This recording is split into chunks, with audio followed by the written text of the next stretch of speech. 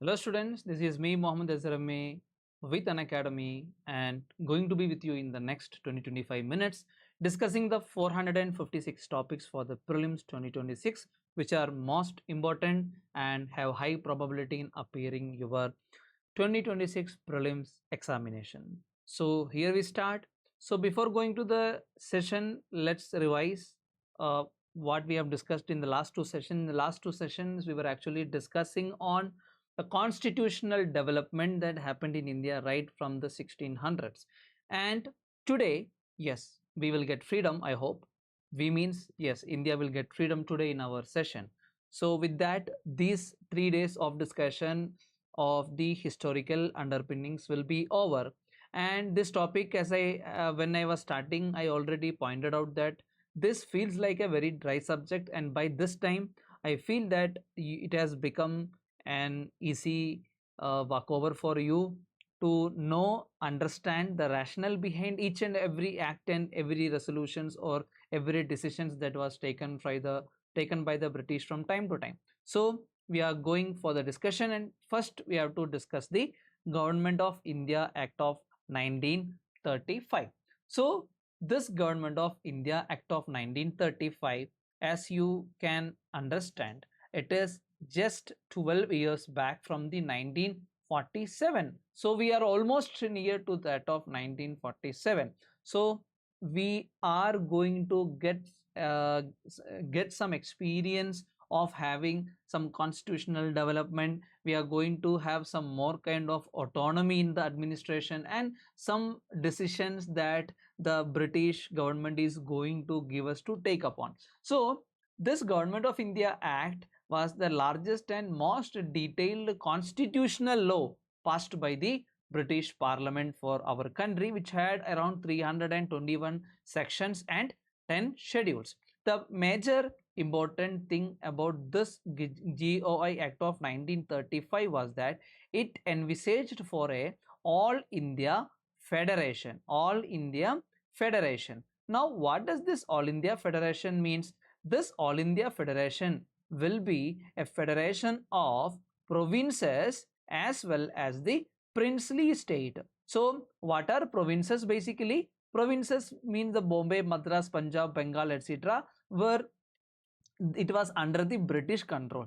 And we had at the same time we had princely states also, right? For example, which are ruled by the uh, Indian kings, but also that are under the British control, like Hyderabad, Mysore, Jaipur. So this All India Federation envisaged by the GOI Act of 1935, which was actually consisting or talking about the federation, which will be including the provinces as well as the princely state. But this plan of setting up an All India Federation was a failure for the very simple reason the princely states didn't join with this plan or the All India Federation. For that very simple reason, this didn't work out. Okay, but Government of India Act of 1935 actually given a lot of influences for the upcoming future of developing our own constitution. So based on this particular GOI Act and the proposal of having a federal system or a federal government, there were legislative lists were actually introduced, which means that as we have the state list, concurrent list, and the union list right now, similarly at that point there were federal list, provincial list, and concurrent list. So where federalist means it will be having defense, foreign affairs, railways, currency, which are of key importance. And provincial, when coming to the regional level, they had they had freedom to implement and formulate things on policy, health, agriculture, and the local government. And concurrent list, criminal law, marriage, and education, in which both federal and provincial can actually make laws and regulations upon.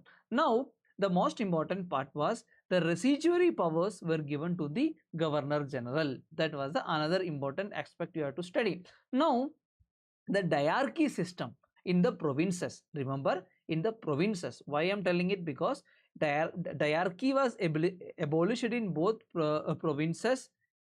This can be confused with that of sender, which means they will can give you a statement telling diarchy was abolished in both provinces and center according to the Government of India Act of 1935. No, diarchy was only abolished in the provinces, which was actually introduced in the previous Government of India Act of 1919. So provincial autonomy was introduced, which means that in provinces responsible governments were established and they were given some autonomy. And the other part was that with reference to the subjects, or you call it as diarchy.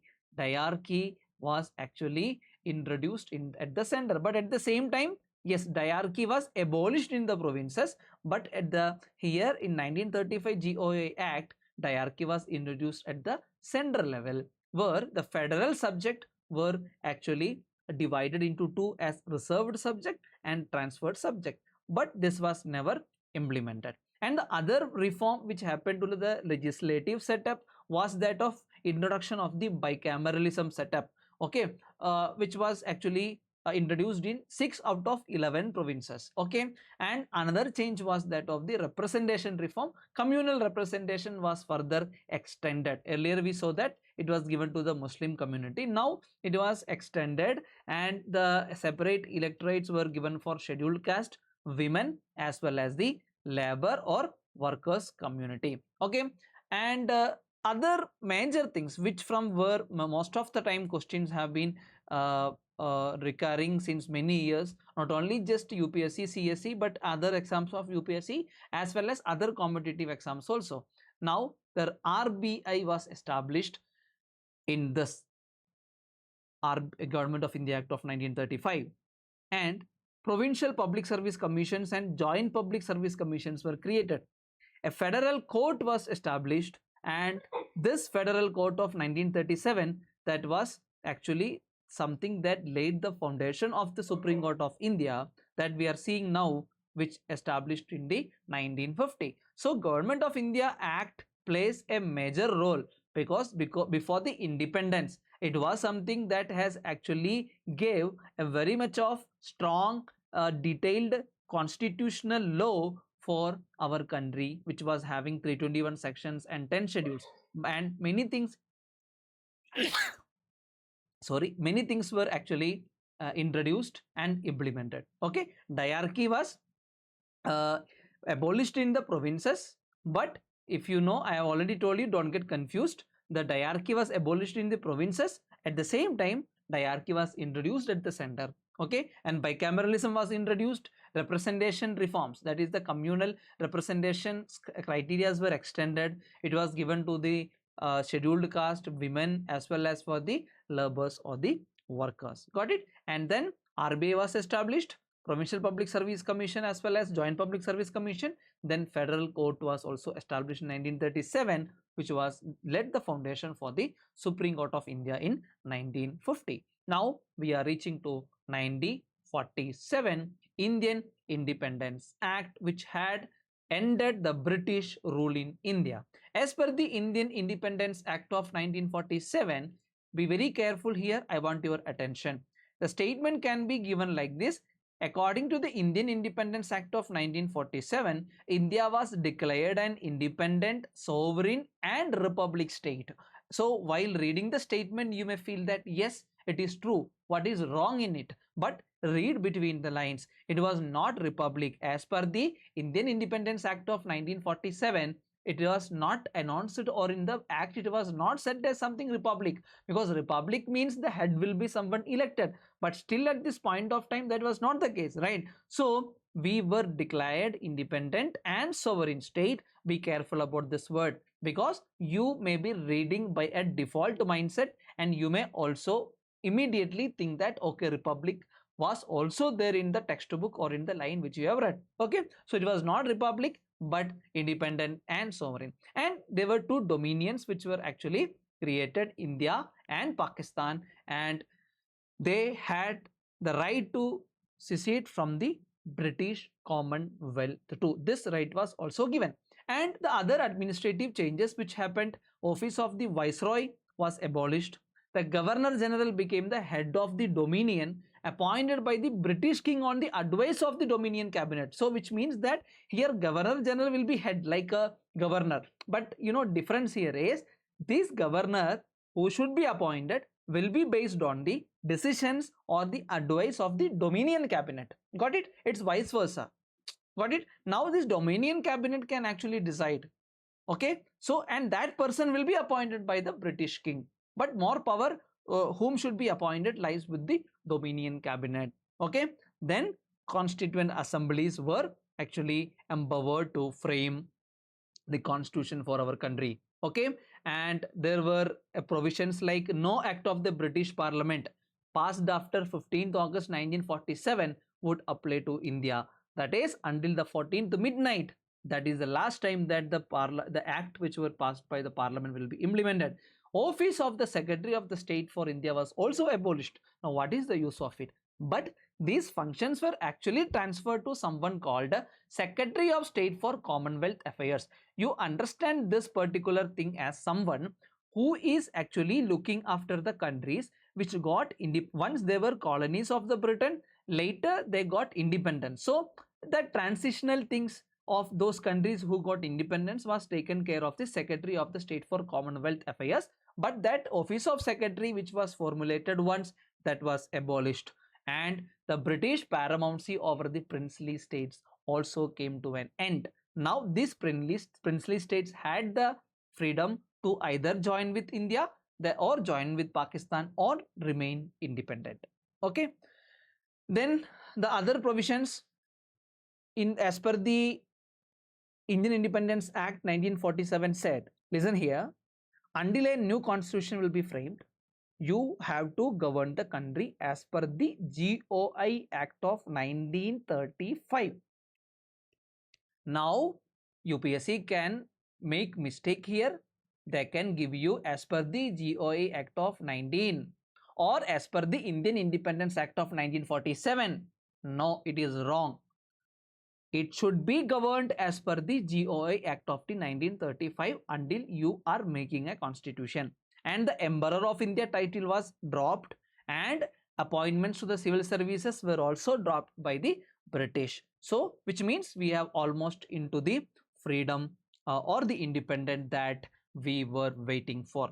Now making of the constitution. So this I have already given a memory trick. Below this you can see Roy, Congress, Nehru, August Offer, Cripps and cabinet mission. So if I was studying, I will study like this. Roy immediately woke up 4 a.m. in the morning. He went to Congress. Then Nehru was there. Nehru said that I got an offer. What is that offer? August Offer. From where you got? From Cripps. From where Cripps is coming? From cabinet. This is how I studied, so that to understand the chronology. So how Roy wake up at 4. 4 means this year I am referring. So that from that year you can actually trace back. So 1934 was the year M. N. Roy proposed the idea of this Constituent Assembly. Got it? So Roy woke up at 4, went to Congress. He met Nehru. Nehru said that he got an offer. What offer? August Offer. From whom? Cripps. Cripps from where? Cabinet mission. Just to memory trick. I'm not telling to by heart and write it in mains or somewhere, but for you to understand the timeline. Okay, so once again you will say 4 a.m. that means 1934. Roy woke up at early morning 4 a.m. went to Congress. He saw Nehru. Nehru saw that he got an offer. What offer? August Offer. Who gave that offer? Cripps. Cripps is coming from cabinet mission. So now let's see the timeline so that you can connect it better. So 1934 M. N. Roy proposed the idea of this Constituent Assembly. 1935 INC or the Congress officially demanded the Constituent Assembly. 1938 Jawaharlal Nehru declared the constitution should be framed by a Constituent Assembly. Then 1940 August Offer accepted this demand in principle. 1942 Cripps mission proposed a Constituent Assembly. 1946 Cabinet Mission Plan created the Constituent Assembly. So this history is very easy to remember. Once again, Roy woke up at 4 a.m. He went to Congress. He saw Nehru sitting with August Offer. He got from where you got the August Offer? He said I got from the Cripps, and Cripps from where he is coming? From the cabinet mission. You got it? This is what easy way. I don't know how you will take it, but easily you can cover that, the history, and it will be very useful in the mains also. Now about the Constituent Assembly. The total strength was 389 members. Among that, 296 members were represented by the British Indian, but the 1930 were by the princely states. And depending upon the population, this also we have to be very careful, because this can be changed by the UPSC when asking the statements. They may ask seats were distributed according to the religious domination. Wrong. Seats were distributed according to the according to the number of educated youth. It is wrong. It was completely based on the population, just based on if there is too much population, definitely that can be divided further. And community representations were given to Muslim, Sikh, as well as the general category also, excluding the Muslims and the Sikh. And the voting system was also brought. Elections were held through the communal electorate system.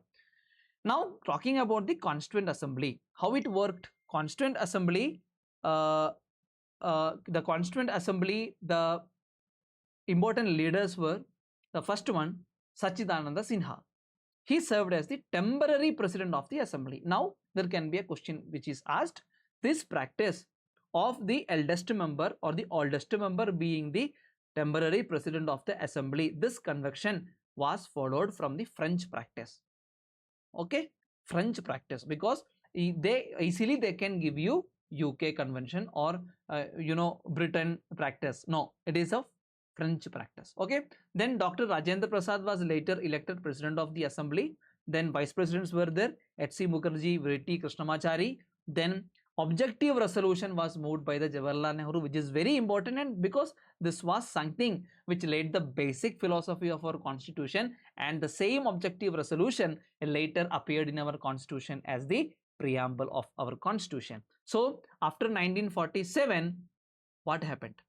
The Constituent Assembly, that assembly which was given the duty of framing the constitution, it became a fully sovereign body. So it had two functions. One is making the constitution, continue that. Other one is a legislative body also.